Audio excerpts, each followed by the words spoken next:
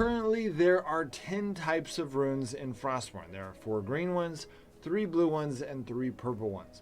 And in my opinion, there's really only 3 good ones.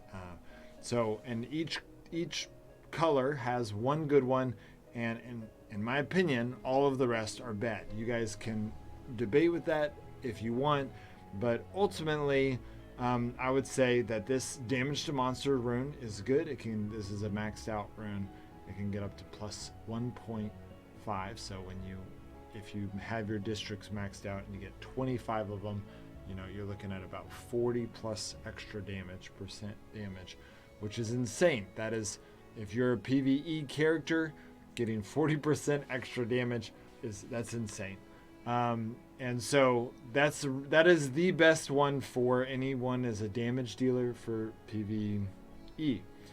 So Rogue, Pathfinder, a lot of these things, even Fire Mage sometimes, Sorcerer, anything that you're wanting to use for PvE, this is the rune you want to do it with. And one thing, and this, I did not do this right on this account, but this is the OBT, so I was experimenting for you guys, but really you don't want to combine runes like I did. Basically, you need to decide what rune you're going for, and so let's say this were the Rogue. Okay, if I were the Rogue, then I would literally just say, I'm gonna go for this damage to monsters, and I would delete every other rune. At level 1, so that I get the most amount of shards, I would delete every other rune. And I would not combine these. I would fill all 16 slots, and if I had my districts higher, I'd have all 25 slots filled with level 1 damage to monster runes, okay? And that's gonna give me plus 20% damage, which is great. I mean, plus 20% damage all the time to monsters is gonna be amazing. No buffing, no any of those things. It's like having a berserk potion. And that's just all level 1. Then as I got more and I ran out of slots, then I would start combining them. And literally, if you want to do that, you can actually just drag. So let's say this was right. Okay, I'm gonna split this. So let's say this is right here. You can actually just drag this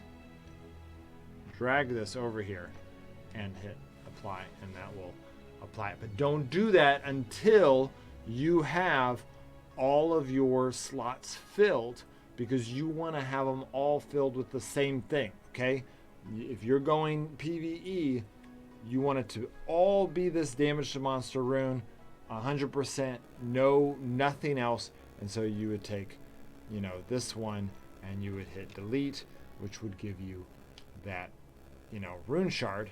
And once you get 10 of those, you can re-roll, and eventually, hopefully, you will get what you want. It's going to be a grind, but that's the goal. Okay, so the next one is damage absorption rune. Now, at first, this seems awesome, and the truth is, it's a little bit different for each class, and so you have to keep in mind that. So I might actually change my mind halfway through this video if I notice in some of these classes. All of them are a little bit different.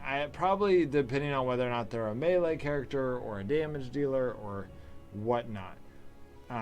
But so you can see here 2% chance of absorbing 10 to 15% damage if your health is less than 40 to 45% damage.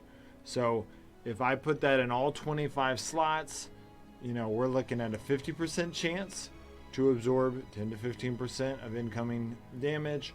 Yeah, I'm going to explain why this is worthless here in a second.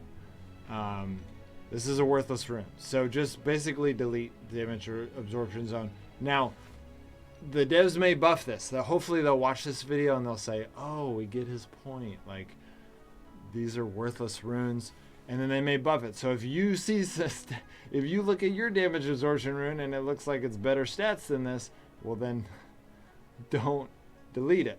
But if you think, oh, they're probably going to change it, well then don't delete it as well. But hopefully they'll change it quickly.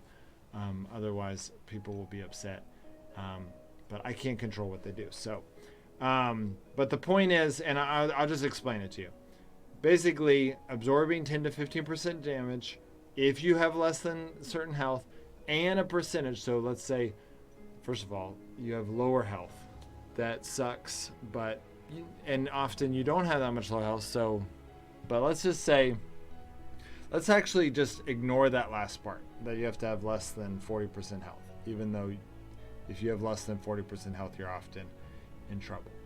And that makes this rune not that great. So they should definitely just delete that part. But even if they deleted that, even if the dev said, anytime 2% chance of absorbing, you've got to keep in mind that statistically you're looking at 2% of 15% damage. So that's like less than a 0.5%. Okay, it does not end up being a lot.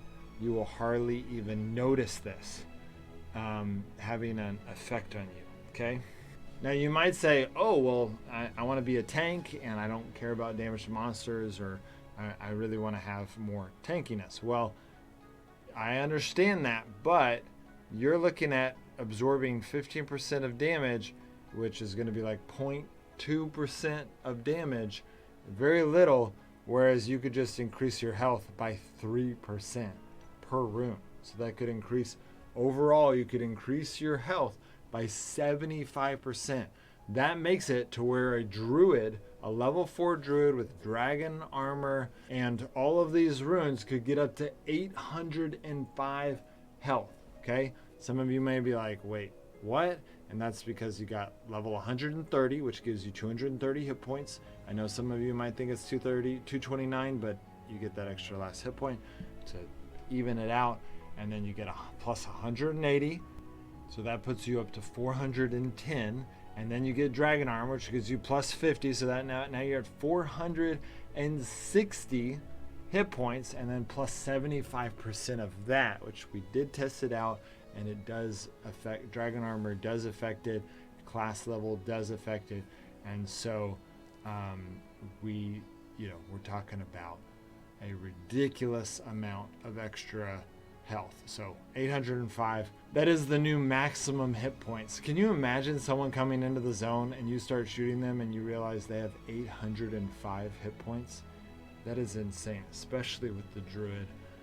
This rune makes the druid truly a tank. I mean, there has been debate on whether or not the druid can function as a tank, kind of like the protector. And don't get me wrong, this helps the protector too, because, and I'm going to talk about these a little bit more in detail when I talk about each class and how the runes affect them, but it definitely affects the protector as well. Okay, so then this rune is worthless. In my opinion, it is worthless. You deal 2% more damage if health is less than 20%. So I don't know if that is your health is less than 20% or their health is less than 20%. A player or person, I'd rather do plus 1.5% all the time than I would do 1.75 when they have less than 20% health. Okay, ideally it's their health, and it's like a ability to finish them off, and that's cool, except it's not much more than doing extra damage to players. So this is a worthless rune. Just delete them, and delete them when they're level 1 so that you get the most amount of shards as possible. You keep your shard pages empty so that you can have more shards. Okay, so now we're moving into blue runes. So here we go. We got a Lifesteal Rune. Now this one might be good. This one's kind of a hard one to tell, maybe for the Thrasher, people that do both damage and are kind of hard to kill. Maybe the Sharpshooter. I doubt it though. The Thrasher might be the best example because you've got that. You've got all those stuns. You do a lot of damage, but I still don't know. So basically, this one's not a great one. You can get up to 1.5, which is what I'm pretty sure. You got a 1.5% chance of healing 6% of damage dealt. So if you get up to 1.5, that's going to be up to a 40% chance of getting 6% health. That's a lot of the time. Like that's, 40% of the time. It's almost half. So you're healing 3% of the damage that you're dealing, let's say, 2 to 3%. That's cool, except you're going to have to be dealing a lot of damage to make up for just adding 3% health in general. But if you're a Thrasher and you're wanting to be kind of a tanky Thrasher, then, or if you, basically if you're a Thrasher or you're working towards being either more health Thrasher or more player damage to players Thrasher, but you don't have all the runes and you want to just have a few of these kind of sitting in there, play around with it, but it's not a horrible rune. Okay, it's not a worthless rune. I would say that this is almost worthless. I mean, 20% health is really low. You're going to be wasting a lot of damage at that point anyways. This is pretty worthless comparatively. This is definitely a worthless rune. Okay, then the next important rune is this one. Plus 1.5 damage to players. Okay, so if you get all of these runes, 25 of these runes, you're going to do 40% extra damage to players. That's insane. So an Assassin 4 with a Berserk Potion is going to evaporate people. Now, they're not going to evaporate a Druid, so this isn't like a unbalanced situation. I mean, the maximum health is going to be bigger than the amount of damage. It is going to slow down fights, and so that could ultimately, the runes could actually hurt the Assassin and how broken the Assassin is right now.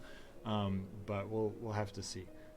That plus 40% damage to players is pretty wicked, insane amount of damage, especially because healing hasn't changed. You can't heal faster, and so I think that the Assassin is actually becoming even stronger. It's just hard to know with the numbers. Plus 75% health is more than plus 40% damage, but healing is the same. So I think that the Assassin is going to be buffed. We'll see.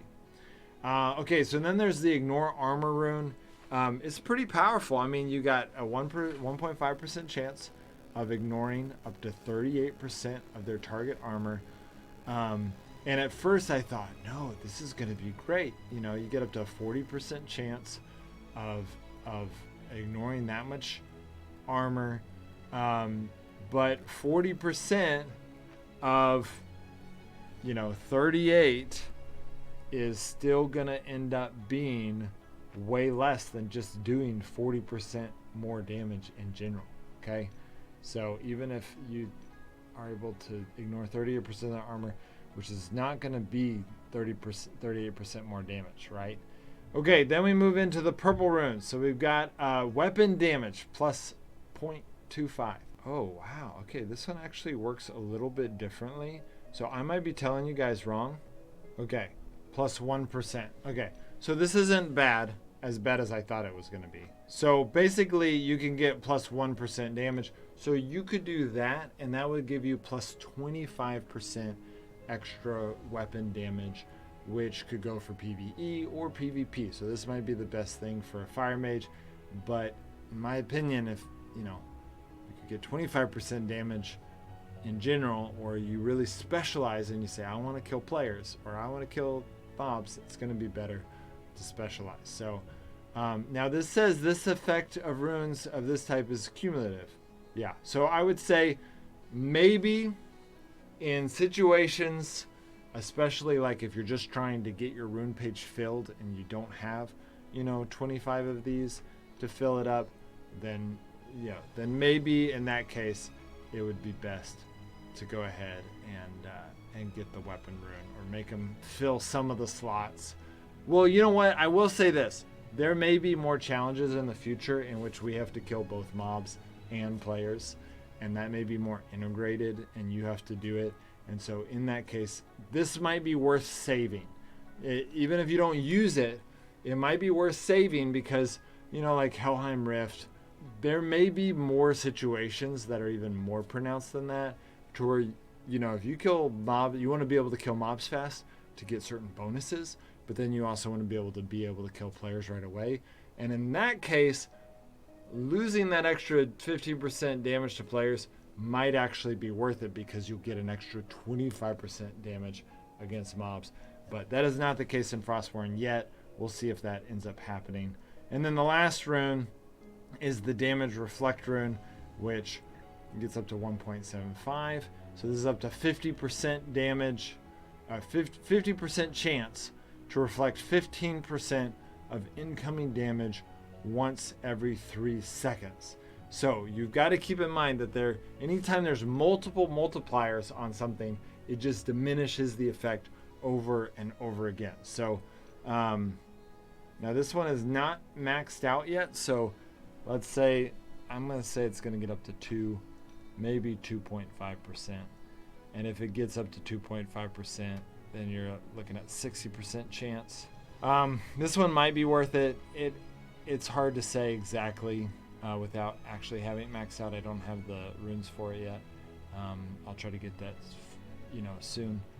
But the ability to reflect damage is great. It's only 15% and it's only once every 3 seconds. So damage reflection is huge, right? Because even though you're taking the damage, you are doing the same amount of damage, or I guess in this case, you're only doing 15% of that damage.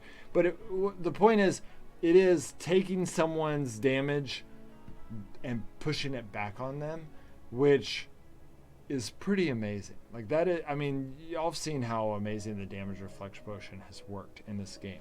So you have to, and this one, people can't see the little symbol and say, oh, I need to avoid. And so it's gonna create that extra damage, which is nice. But again, 15% extra damage, only once every 3 seconds. So that, let's say, that limits it down to, for most weapons, at least 1/3, so 5% damage. And for some weapons, every 3 seconds. We're talking about, they shoot 3 times per second. So, it's gonna reduce it down, 1/10. It's gonna be like 2% damage reflect. It's just not there. The numbers just aren't there. So ultimately, there's really only 3 that are great right now, that you're like, yes, you should keep them, depending on the class. That's damage to monsters, damage to players, and the extra health. Okay, these are the ones, depending on what you're going for. If you're making a PvE character, obviously damage to monsters, PvP, damage to players. And then if you're making a tank, obviously the Protector and Druid. But in my next video, I'm going to be talking about all the classes. And there's a few other combinations that I think, oh, this should be considered. So, yeah, that's it, guys. I hope that helps you understand runes. I don't know if I quite clarified how to get runes. So let me just do a real quick overview. I've given you a lot of information, but yeah, I think I did. Basically, you get shards by opening any chest in the game. The best chests to open are the Sanctum of Odin and the tombs of the Forest of Shadows. But after that, you're just gonna go for all of these. Any zone with chests has a chance of dropping some shards. And right now, in order to get them to turn them into runes, you have to go right here and turn them into ego. And he'll trade them out for you, and you get some season points, so it's definitely worth doing it. But after this season is over, you're just gonna convert them from rune bag, in the crafting menu, to rune bags, and that's gonna give you a random rune. So that's how you get them. You can combine 2 to level 2, 4, or 2 level 2s, which is 4, to a level 3. And that's it. Max level 3 is max. Now it does look like they might add more runes. So I'm not 100% sure. It does seem like they are leaving the option. You can see here that this is uncommon. Green runes are uncommon. And then blue runes are rare, and then the purple runes are very rare. This is actually really interesting because the green runes are the best. This one and this one are really good. These runes kind of suck. Weapon damage, unless there is a multiplier that I don't understand. that by adding the extra weapon damage, but honestly this should still multiply the damage. So I would say, yeah, they just did their numbers wrong. They calculated their numbers wrong. Oh, I don't know if I mentioned this one. This is critical chance.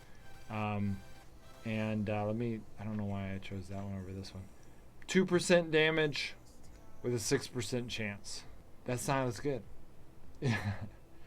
Like 2% of 6 is really low. So it's not worth it. Just take the 1.5% guaranteed all the time. These other runes are kind of crappy, but hopefully they'll buff them.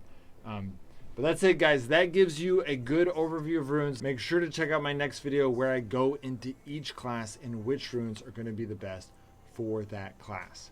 And if you ever see more runes on here than you can actually see, like if there's more runes on here than I'm showing, more than the 10 runes, then make sure to check out my second video with the advanced video for runes, which will come out when they release more runes. All right, guys. I'll see you next time.